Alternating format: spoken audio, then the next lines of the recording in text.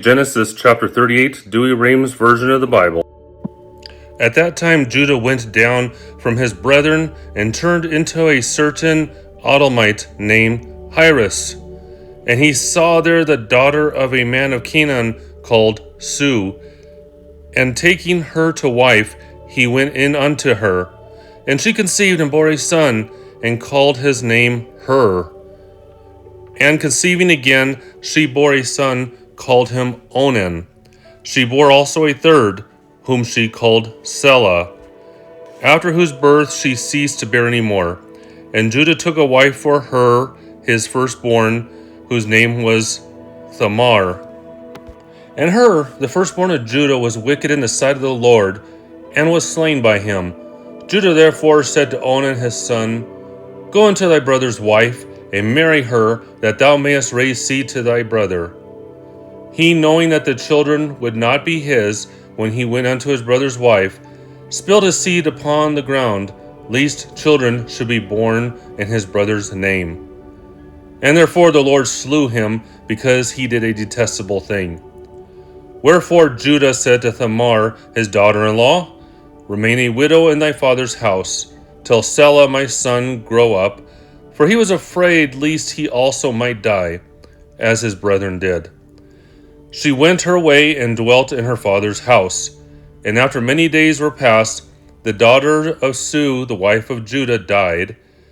And when he had taken comfort after his mourning, he went up to Thalmnus to the shear of his sheep, and Phares the Adullamite, the shepherd of his flock. And it was told Tamar that her father-in-law had come up to Thalmnus to shear his sheep. And she put off the garments of her widowhood, and took a veil, and changing her dress, sat in the crossway that leadeth to Thalmnus, because Selah was grown up, and she had not been married to him. When Judah saw her, he thought she was a harlot, for she had covered her face, lest he had known her.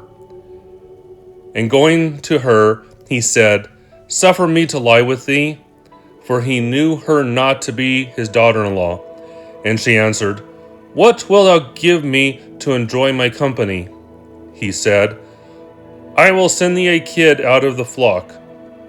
And when she said again, I will suffer what thou wilt, if thou give a pledge, till thou send what thou promised.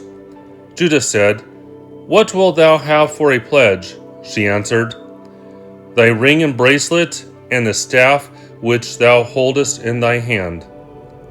The woman therefore at one copulation conceived. And she arose and went her way, and putting off the apparel which she had taken, put on the garments of her widowhood. And Judah sent a kid by his shepherd the Adullamite, that he might receive the pledge again, which he had given to the woman. But he, not finding her, asked the men of that place, Where is the woman that sat in the crossway? And when they all made answers, there was no harlot in this place. He returned to Judah, and said to him, I have not found her. Moreover, the men of that place said to me, They have never seen a harlot sat there. Judah said, Let her take it to herself. Surely she cannot charge us with a lie. I sent the kid which I had promised, and thou didst not find her. And behold, after 3 months they told Judah, saying, Tamar, thy daughter-in-law, hath played the harlot, and she appeared to have a big belly. And Judah said, Bring her out, that she may be burnt. And when she was led to execution, she sent to her father-in-law, saying, By the man to whom these things belong, I am with child. See whose ring and bracelet and staff this is. But he, acknowledging the gifts, said, She is juster than I, because I did not give to her Selah my son. However, he knew her no more. And when she was ready to be brought to bed, there appeared twins in her womb, and in the very delivery of the infants, one put forth a hand. Wherefore the midwife tied a scarlet thread, saying, This shall come forth the first. And he drawing back his hand, the other came forth. And the woman said, Why is the partition divided for thee? And therefore called his name Phares.